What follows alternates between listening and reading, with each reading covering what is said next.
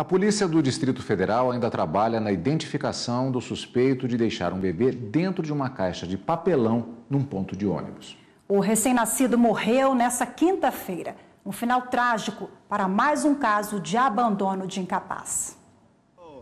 As imagens foram feitas logo após a criança ser encontrada. Um homem ia para o trabalho quando viu o bebê em uma caixa de papelão neste ponto de ônibus no Riacho Fundo, cidade localizada a cerca de 20 quilômetros do centro de Brasília.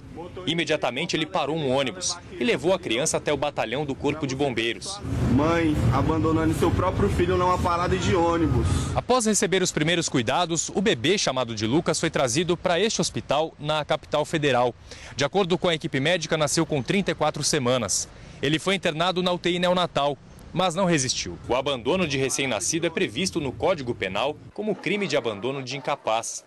A pena é de detenção de 6 meses a 3 anos, mas pode haver agravantes. Em caso de lesão corporal grave, a pena pode chegar a 5 anos de prisão. Quando há a morte da criança, como ocorreu em Brasília, a pena máxima é de 12 anos de prisão. No Distrito Federal, a Polícia Civil está buscando identificar os suspeitos de abandonar o bebê no ponto de ônibus.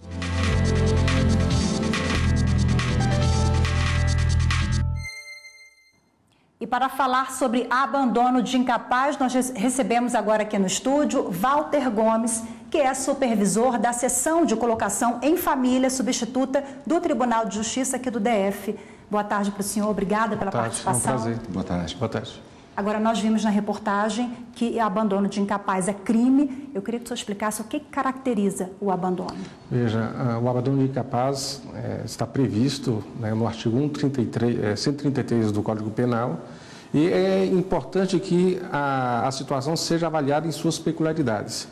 O incapaz acaba sendo interpretado como um ser humano que tem limitações psíquicas e incapaz de responder motoramente aos riscos que são oferecidos pelo meio ambiente.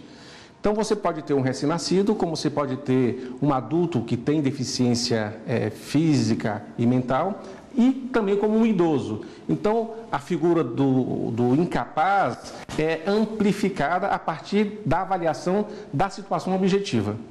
Por exemplo, no caso da pessoa que sai para trabalhar e deixa, fazer uma comparação aqui, um menor de 18 anos, mas, por exemplo, com 17 anos, mas ele não é psiquicamente nem motoramente incapaz, não se caracterizaria nesse caso?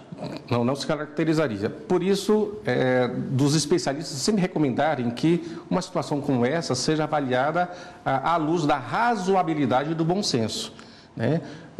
Insistindo, o incapaz é aquele que não tem a consciência do risco ambiental e não pode reagir motoramente a esse risco. Nesse sentido, esse caso, por exemplo, que nós estamos acompanhando, existe uma necessidade, uma cautela muito grande por parte, primeiramente, da própria autoridade policial, posteriormente, pelo acompanhamento pela Justiça, de ver cada caso, qual a situação em que está inserido o contexto.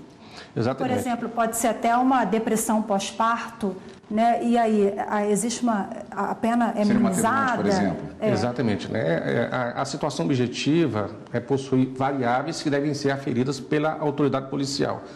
Nos casos concretos, né, é muito importante que não se emita juízo de valor. Pode ser que essa genitora, acometida de uma depressão pós-parto, possa ter, né, numa situação de desespero, abandonar essa criança. E muitas vezes isso acontece, né, por falta de um acompanhamento médico preventivo mais intenso. Eu acho que ficou até bem claro na sua resposta, mas eu gostaria de insistir numa questão.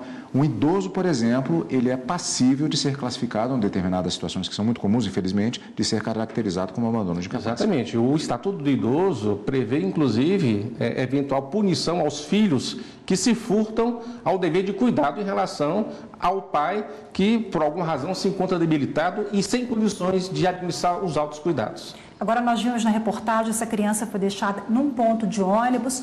Agora, a mãe que não tem condições, né, financeiras ou emocionais de cuidar dessa criança, ela pode levar para onde? Tem pontos específicos e lugares que são destinados exatamente para acolhimento dessas crianças. Existe a opção? Exatamente. É muito importante que a sociedade entenda que a legislação prevê Na situação de uma mãe que não tenha condições de efetivamente exercer os cuidados parentais em relação ao seu filho recém-nascido, né, ou uma criança de idade mais avançada, recorrer à justiça infanto-juvenil.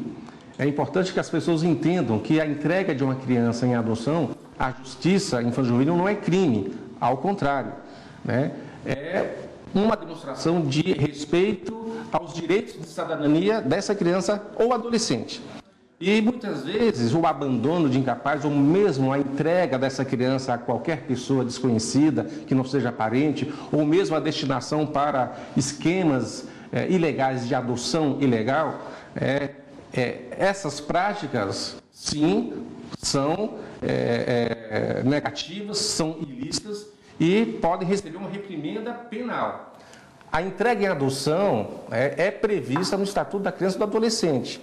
Inclusive, a mulher tem direito a uma assistência psicossocial, inclusive jurídica. Ela será devidamente acolhida, esclarecida a respeito dos seus direitos e, na hipótese dessa entrega ser ratificada em audiência judicial, a criança será cadastrada para adoção e imediatamente apresentada a uma família previamente habilitada pelo sistema de justiça. Maravilha, doutor Walter. Obrigada mais uma vez pela participação. Até a próxima. Doutor, muito obrigado. Às ordens.